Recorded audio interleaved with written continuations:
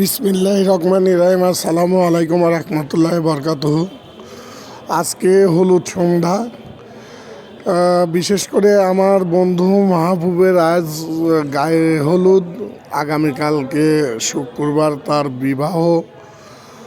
যাই হোক, আমার বন্ধুটা অনেক দিন আমাদের সাথে ঘুরতো, আমাদের সাথে সময় দিত। এখন হয়তো ওই রকম সময় ঘোরা আর হবে না। তারপরও সবারই একটা একাত্র একটা জীবন থাকে এবং বিবাহিত একটা জীবন থাকে। আমার বন্ধু সেই বিবাহিত জীবনটাকে জীবনটাকে পেতে যাচ্ছে।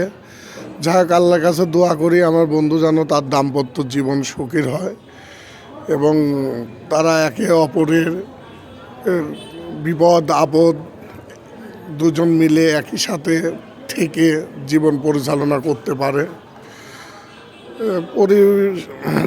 পরিশেষে একটা কথা বলবো যে আমার বন্ধু মাহবুবের জন্য আপনারা সবাই দোয়া করবেন, তার দাম্পত্য জীবন যেন সুখের হয়, সমস্ত বিপদ আপদ থেকে তাকে যেন আল্লাহ পাক রক্ষা রাখেন।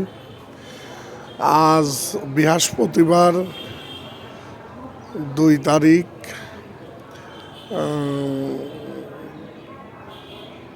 জানুয়ারি মাস, প্রথম বছরের 25 সালের প্রথম মাসের প্রথমেই তার বিবাহ। সুন্দর এক দিন এবং নতুন বছর, নতুন জীবন, সব কিছু মিলেই খুবই সুন্দর একটা মুহূর্ত।